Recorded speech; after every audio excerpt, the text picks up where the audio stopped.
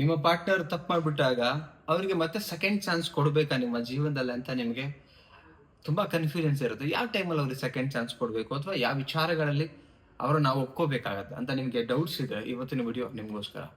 So ವಿಡಿಯೋನ ಕೊನೆ ತನಕ ನೋಡೋಣ. ಅದಕ್ಕೆ ನಾವು ಮುಂಚೆ ಸಬ್ಸ್ಕ್ರೈಬ್ ಮಾಡಿ, ಸಪೋರ್ಟ್ ಮಾಡಿ. ಆ್ಯಂಡ್ ಕೌನ್ಸಿಲಿಂಗ್ ಬೇಕು ಅಂತ ಹೇಳಿದ್ರೆ, ಸೊ ನನ್ನ ಜೊತೆ ಮಾತಾಡಬೇಕು ಅಂತ ಸ್ಕ್ರೀನ್ ಮೇಲೆ ನಂಬರ್ ಕೊಟ್ಟಿರ್ತೀನಿ, ಸೊ ಕಾಂಟ್ಯಾಕ್ಟ್ ಮಾಡ್ಬೋದು. ಬಟ್ ಫೀಸ್ ಇರುತ್ತೆ.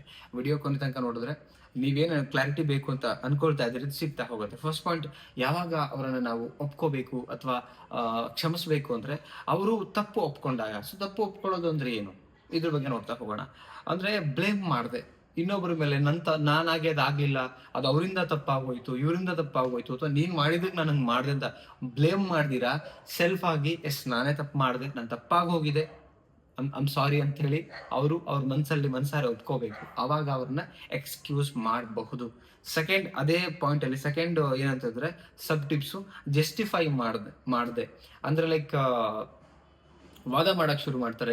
ಅಂದ್ರೆ ಜಸ್ಟಿಫೈ ಮಾಡ್ತಿರಲ್ಲ, ಕರೆಕ್ಟ್ ಅರ್ಥ ಆಗ್ತಿದೆಯಲ್ಲ ನಾನು ಹೇಳ್ತಿರೋದು. ಜಸ್ಟಿಫೈ ಮಾಡ್ತಾ ಇರಲ್ಲ ಅಂಡ್ ವಾದ ತುಂಬಾ ಇರತ್ತೆ.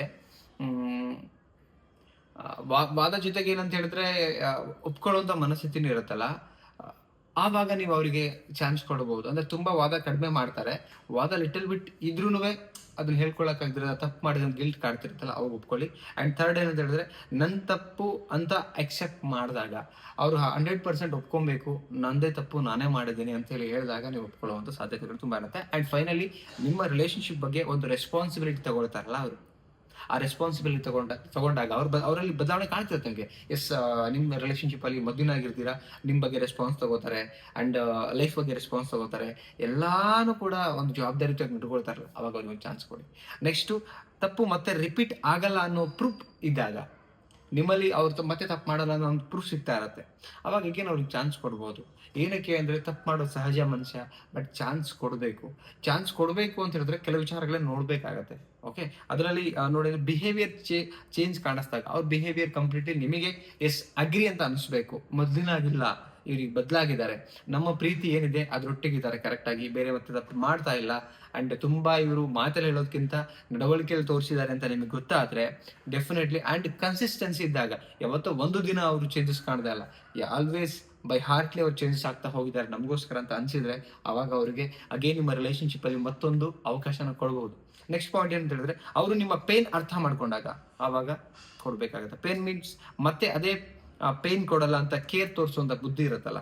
ಎಕ್ಸಾಂಪಲ್, ಮೊದಲೆಲ್ಲ ತುಂಬಾ ಕೇರ್ಲೆಸ್ ಮಾಡ್ತಾ ಇದ್ರು, ಇನ್ಯಾರ್ದೋ ಒಂದು ಅಫೇರ್ ಹೇಳಿದ್ರು ಅಥವಾ ಇನ್ನೇನೋ ತಪ್ಪು ಮಾಡ್ತಾ ಇದ್ರು, ಅದನ್ನೆಲ್ಲಾನು ಮಾಡ್ದಿರಾ ಮತ್ತೆ ನಿಮಗೆ ಅಗೇನ್ ಕೇರ್ ಮಾಡಿಬಿಟ್ಟು ನಿಮ್ಗೆ ಮತ್ತೆ ಮೊದಲಿನಾಗೆ ಪ್ರೀತಿ ಮಾಡ್ಲಿಕ್ಕೆ ಶುರು ಮಾಡಿದಾಗ ಅವ್ರಿಗೆ 100% ಚಾನ್ಸ್ ಕೊಡಿ.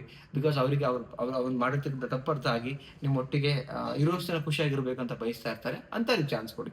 ನೆಕ್ಸ್ಟ್ ಅಂದ್ರೆ, ನೀವು ನಿಮ್ಮ ಸೆಲ್ಫ್ ರೆಸ್ಪೆಕ್ಟ್ ಕಳ್ಕೊಳ್ದೇ ಇದ್ದಾಗ, ನಿಮ್ಮ ರೆಸ್ಪೆಕ್ಟ್ ಏನಿರುತ್ತಲ್ಲ ಅದು ಹಂಗೆ ಉಳಿದಿದೆ, ಅದನ್ನು ಉಳಿಸ್ತಿದ್ದಾರೆ ಅಂತ ಹೇಳಿದ್ರೆ ಆವಾಗಲೂ ನೀವು ಚಾನ್ಸನ್ನು ಕೊಡಬಹುದು. ಸ್ನೇಹಿತರೆ, ಇಷ್ಟು ಏನು ಪಾಯಿಂಟ್ಸ್ನ ಶೇರ್ ಮಾಡಿದೆ. ಸೊ ಈ ಸಮಯಗಳಲ್ಲಿ ಅವರಿಗೆ ನೀವು ಅಗೇನ್ ಸೆಕೆಂಡ್ ಚಾನ್ಸ್ನ ಕೊಡ್ಬೋದು. ಕೇಳ್ತಾರೆ, ಸರ್ ನಾವು ತಪ್ಪು ಮಾಡ್ಬಿಟ್ಟಿದ್ದಾರೆ, ಅವ್ರಿಗೆ ನಾವು ಮತ್ತೆ ಅವಕಾಶ ಕೊಡ್ಬೋದಾ ನಮ್ಮ ಜೀವನ ಅಂತ ಕೇಳಿದ್ದಾರೆ. ಸೊ ಅಂಥವರಿಗೆ ಇದೊಂದು ವಿಡಿಯೋ. ಮತ್ತೆ ಇದರ ಡೀಪ್ ನಿಮಗೆ ಕ್ಲಾರಿಟಿ ಬೇಕು ಅಂದರೆ ಕೌನ್ಸಿಲಿಂಗ್ ತಗೋಬಹುದು. ಸ್ಕ್ರೀನ್ ಮೇಲೆ ನಂಬರ್ ಕೊಟ್ಟಿದ್ದೀನಿ, ಬಟ್ ಫೀಸ್ ಇರುತ್ತೆ, ಫ್ರೀ ಇರಲ್ಲ. ಆ್ಯಂಡ್ ಸಬ್ಸ್ಕ್ರೈಬ್ ಮಾಡಿ ನೋಡಿ, ಮತ್ತೊಂದು ಟಾಪಿಕಲ್ಲಿ ಸಿಗ್ತೀನಿ. ನಮಸ್ತೆ.